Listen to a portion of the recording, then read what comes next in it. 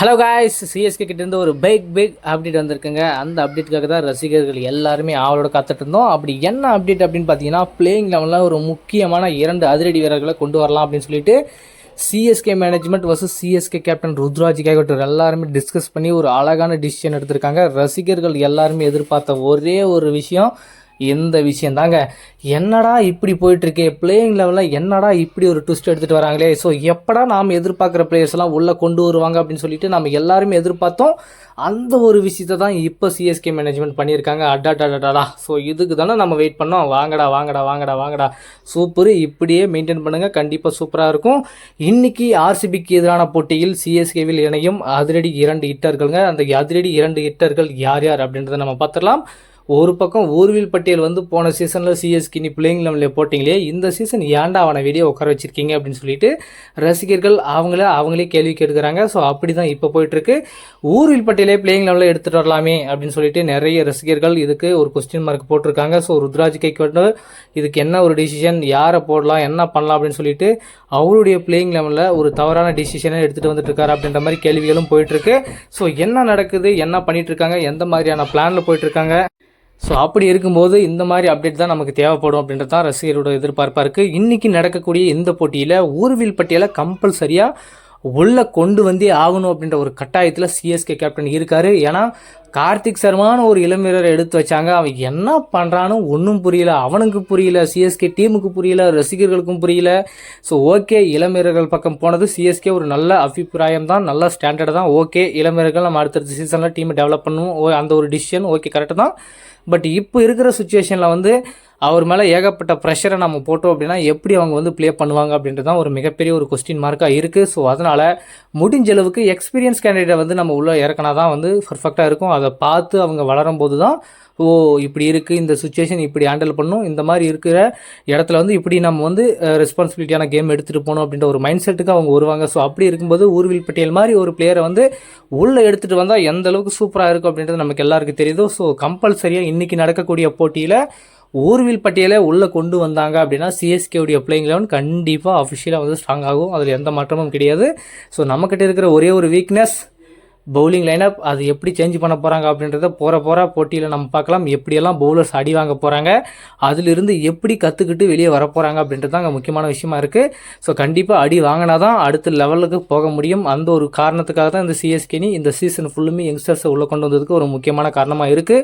So அதே மாதிரி ஊர்வில் பட்டியல் இன்றைக்கி நடக்கக்கூடிய இந்த போட்டியில் பிளேயிங் லெவலில் எடுத்துகிட்டு வர வேண்டியது சிஎஸ்கேவுடைய கடமையாக இருக்குது. கண்டிப்பாக அந்த மாற்றங்களை கொண்டு வர போகிறாங்க, அதை நம்ம வந்து எதிர்பார்த்து காத்துட்ருக்கலாம்.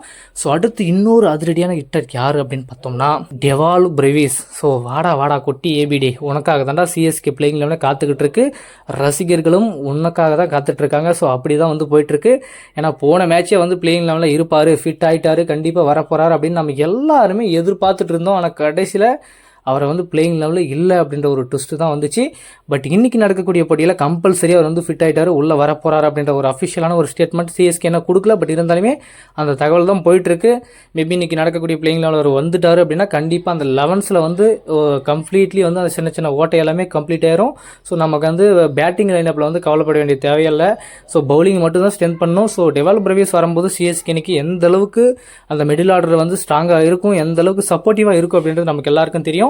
ஏன்னா ஒரு பயம் இல்லாமல் முன்னாடி இருக்கிற பேட்ஸ்மேன் வந்து ப்ளே பண்ணலாம். ஏன்னா மிடில் ஆர்டரில் வந்து எக்ஸ்பீரியன்ஸ் இல்லை, அப்படி இல்லை இதில் அப்படின்ற ஒரு இருக்கிறனால தான் முன்னாடி இருக்கிற பேட்ஸ்மேன் ரெஸ்பான்சிபிலிட்டி எடுத்து பொறுமையாக ஆடிட்டு இருக்காங்க. ஸோ இந்த மாதிரி லைன் அப் இருக்கும்போது கண்டிப்பாக வந்து முன்னாடி இருக்கிற பேட்ஸ்மேன் தைரியமாக ப்ளே பண்ணலாம். ஸோ இன்றைக்கி நடக்கக்கூடிய ஆர்சிபிக்கு எதிரான போட்டியில் கண்டிப்பாக டெவால் பிரவிஸ் அவர்கள் பிளேயிங் லெவலில் இடம் பிடிப்பார் அப்படின்ற நம்பிக்கை இருக்குது. ரசிகர்களும் அதை தான் எதிர்நோக்கி காத்துட்ருக்காங்க. ஸோ என்ன மாதிரியான அப்டேட்டோட சிஎஸ்கே கேப்டன் களமிறங்க போகிறாரு, பிளேயிங் லெவல்லையும் எந்த மாதிரியான மாற்றங்களோட வரப்போகிறார் அப்படின்றது நம்ம பொறுத்திருந்து பார்க்கலாம்.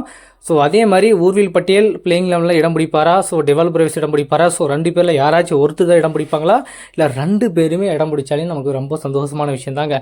2 பேருமே குவாலிட்டி, எக்ஸ்பீரியன்ஸ், டொமஸ்டிக்லான ஒரு திறமை இருக்குது. ஸோ ஐபிஎல்லில் போன சீசனான திறமையும் இருக்குது. ஸோ கண்டிப்பாக வந்து நல்லா அப்ரோச் பண்ணுறதுக்கான வாய்ப்புகளும் நிறைய இருக்குது. ஸோ இந்த 2 வீரர்கள் சிஎஸ்கேவுடைய பிளேயிங் லெவலில் இணைவதை பற்றி உங்களுடைய கருத்துக்கள் மறக்காமல் கமெண்ட் பண்ணுங்கள்.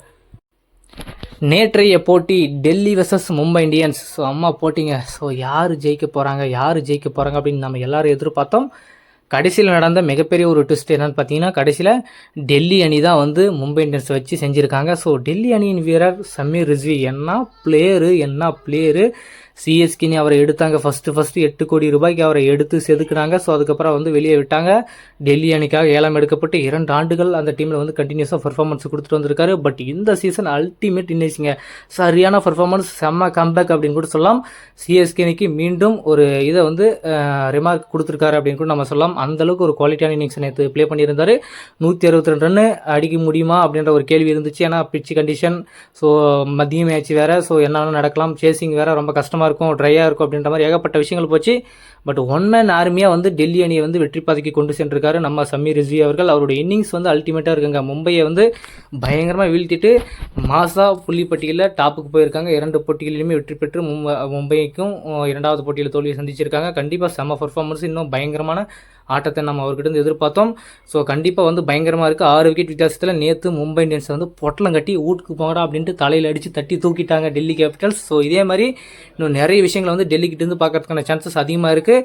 ஏன்னா வந்து டாப் ஆர்டர் வந்து என்ன தான் சொதப்பினாலுமே சமீர் ரிஸ்வி அவருடைய பர்ஃபார்மன்ஸை அல்டிமேட்டாக குவாலிட்டியாக காட்டிட்டு வந்துட்டுருக்காரு. டெல்லியில் வந்து அவருடைய பிளேஸை வந்து பர்ஃபெக்ட்லி சீல் பண்ணிட்டார் அப்படின்னு கூட சொல்லலாம். ஸோ இப்போதைக்கு அவர் வந்து எந்த இடத்துலையும் நகர்வதற்கான சான்சஸ் ரொம்ப குறைவுங்க. ஸோ அவர் அந்த பிளேஸை வந்து கம்ப்ளீட்லி டாமினேட் பண்ணிட்டார் அப்படின்னு நம்ம கூட சொல்லலாம். ஸோ நேற்றைய போட்டியில் டெல்லி கேபிட்டல்ஸ் அணி வெற்றி பெற்றதை பற்றி உங்களுக்கு கருத்துக்கள்ன்றதை மறக்காமல் கமெண்ட் பண்ணுங்கள். அடுத்து பார்த்தீங்கன்னா, ஸோ ஃபஸ்ட்டு போட்டி டெல்லி வின் பண்ணிட்டாங்க. 2வது ஒரு அல்டிமேட்டான போட்டி இருந்துச்சுங்க, ராஜஸ்தான் vs குஜராத் டைட்டான்ஸ்.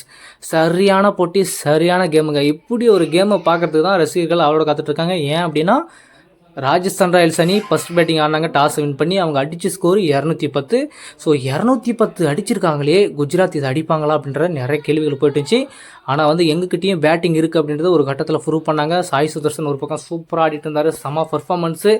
எங்கடா பக்கம் போயிட்டாங்களே, மேட்ச் ஜெயிப்பாங்களா மாட்டாங்களா ஜெயிப்பாங்களா அப்படின்ட்டு அப்படி அவ்வளோ ப்ரெஷர், அப்படியே அவ்வளோ டென்ஷன். ஸோ ஒரு பக்கம் பக்கத்தில் போய் கிரியேட் பண்ணாங்க.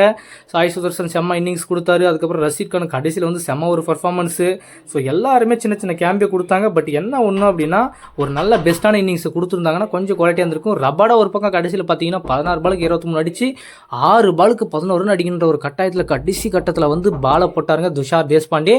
செம்ம இன்னிங்ஸு, செம்ம பவுலிங். ஸோ கடைசியில் 6 பாலுக்கு 11 ரன் டிஃபெண்ட் பண்ணி ராஜஸ்தானை வந்து ஜெயிக்க வச்சது வேறு லெவலுங்க. 6 ரன் வித்தியாசத்தில் குஜராத் டைட்டன்ஸ் அணியை வந்து வீழ்த்தி புள்ளிப்பட்டியலில் இவங்க 2 மேட்ச் ஜெயிச்சு டாப்புக்கு போயிட்டாங்க. செம்ம ரன் ரேட்டு, செம்ம குவாலிட்டி, சரியான பர்ஃபார்மன்ஸுங்க. ஆனால் நேற்று போட்டி வந்து ஃபுல்லுமே பார்த்தவங்க எல்லாருக்குமே ஒரு ஃபுல் மீல்ஸை கொடுத்த மாதிரி தான் இருந்திருக்கும். ஸோ நேற்று எப்படி வந்து பரபரப்பாக போயிட்டு இருந்துச்சு. ஸோ அதே ஒரு இக்கட்டான சூழ்நிலை கண்டிப்பாக இன்றைக்கி போக போகுது. இன்றைக்கி 2 மேட்சுமே தரமாக இருக்க போகுது. 2 போட்டியில் யார் ஜெயிக்க போகிறாங்க, என்ன மாதிரியான பிளானோட வர போகிறாங்க, 2 டீமுடைய பிளேயிங் லெவன் எப்படி இருக்க போகுது, என்னென்ன சேஞ்சஸ் இருக்க போகுது, எந்த மாதிரியான மாற்றங்களோட களமிறங்க போகிறாங்க அப்படின்றத நம்ம பொறுத்திருந்து பார்க்கலாம். நேற்றைய போட்டி குறித்து உங்களோட கருத்துக்கள் என்ன? ஸோ மும்பை இந்தியன்ஸ் தோல்வியை பற்றி உங்களோட கருத்துக்கள் என்ன? நேற்றைய போட்டியில் குஜராத் டைட்டன்ஸுடைய தோல்வி குறித்து உங்களுக்கு கருத்துக்கள் என்ன? எந்த இடத்துல குஜராத் அணி மேட்சை விட்டாங்க அப்படின்றத பற்றி உங்களுக்கு கருத்தை மறக்காம கமெண்ட் பண்ணுங்கள். அடுத்து ஒரு சூப்பரான அப்டேட்டோட சந்திக்கலாம். Bye, see you guys.